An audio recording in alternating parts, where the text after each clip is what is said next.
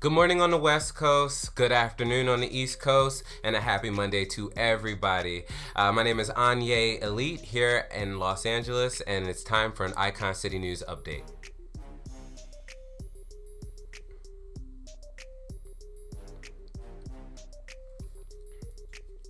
Alrighty, so I want to start things off by offering great congratulations to the BET Awards, all of the performers and all of the winners.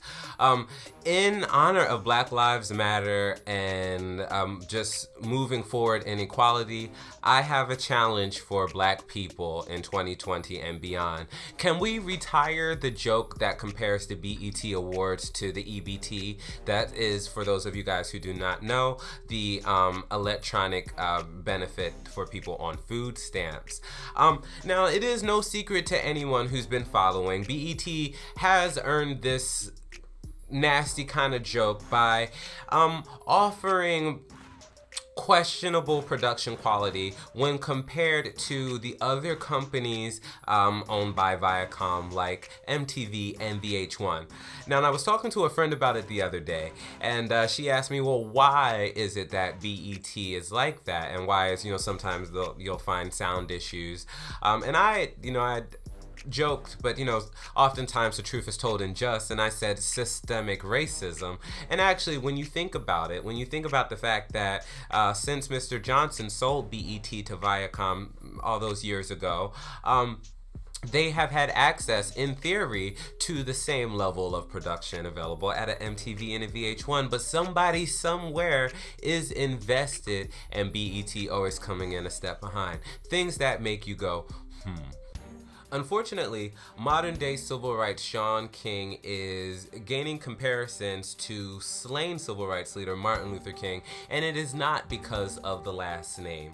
So yesterday, news reports came out about a Facebook group of former law enforcement officers planning and plotting to murder Shaun King. Now, this arises because of there's so many civil rights leaders out there. This particular attack on Mr. King living seems to stem from a debate on the color of Jesus Christ and the import or damage done by having the mass majority of images of God appear to be white. Now, personally, I think, like the Easter Bunny, Santa Claus, and whoever else you believe in, they should most likely probably take the form of you and what is most affirming to you. I think that's pretty much a good look. So I don't think that we should take away anyone's white Jesus, and I don't think that Shaun King was planning on doing that. What Jesus looks like in your home is fine with you. And that's all that matters. Now, in public places, I don't think there should be statues of Jesus. But hey, maybe I'm on the wrong side of this. I just thought we had a separation of church and state. Now, before I move on, I do want to say that I'm guilty. I wasn't a follower of Shaun King. I have my own platform. But what I do challenge you guys to do, as I'm going to do, is I want you guys over the next couple of months and stuff to pay very close attention to him in the aim of providing some safety, additional safety through increased visibility. My prayers are with you, brother. Moving along, the Queen Bee, Beyonce, is out here in these streets, and she wants you to know that, in fact, she does celebrate Black lives and believes that they matter, was there really any question about it? Off the heels of her Black Parade single, a surprise single she released to streaming, title first, of course, which is also the same title of a directory that she has launched to direct people to Black-owned businesses to support. You could kind of think of it as a modern-day Green Book for those of you who've seen that movie. But fresh off of that, she is getting ready to offer yet another treat to fans and people seeking to learn more about the Black diaspora worldwide. As you know, last year she did the movie The Lion King and the soundtrack The Gift. This year she's back with Disney to release another movie called Black is King, which will feature music from that Lion King soundtrack. It's exciting. It'll be available exclusively on Disney Plus on July 31st. Before I get out of here, I want to give a shout out to two people.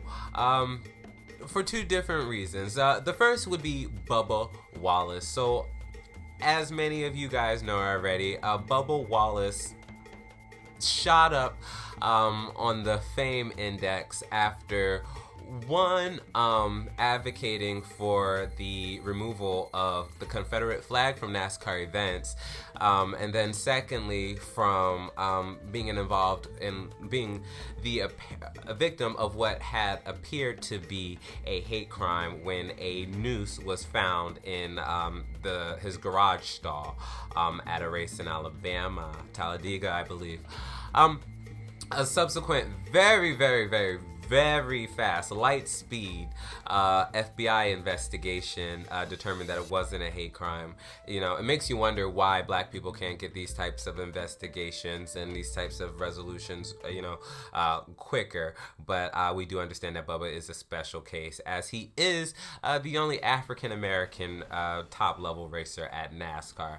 I do want to give a shout out to him though, because he's getting a hard time. A lot of people are trying to compare him to Jussie Smollett, which, if you follow Funny Money Rock, our sister brand, you know we've covered that story extensively.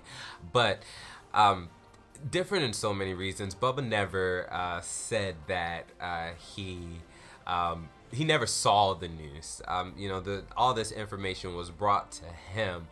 I suspect possibly by someone who wanted to, I think, give a little additional cover to NASCAR's decision to remove Confederate flags from NASCAR. But let's keep in mind that even though there may not have been a noose, well, there was a noose, but they say the noose was there years before Bubba even arrived to the racetrack. But say the noose wasn't on purpose, someone did purposely fly a Confederate flag during the race above the racetrack. So while that's not currently considered a federal hate crime, obviously there were hate in people's hearts in that audience in Talladega. My second shout out that I want to give is to Kimberly Latrice Jones. Her video went viral, How Can We Win, in which she compared systemic racism to a game of Monopoly, and a rigged game of Monopoly, and that resounded so much. And so you've seen her on Trevor Noah, you've seen her everywhere, and now she is getting ready to publish a book, and I think they're going to be creating a film based on the book, on that poem or speech or essay. I don't know how it originally was created. Anyways, that is all for me today. I want to go ahead and welcome you back to Icon City News. Like I said, I know we've been away for a while. We're going to try to keep coronavirus news to a minimum and leave that to public health officials and mainstream media like CNN, NBC, etc. But I will be here next Monday bringing you the latest in inclusive urban current events. Until then, have a great day.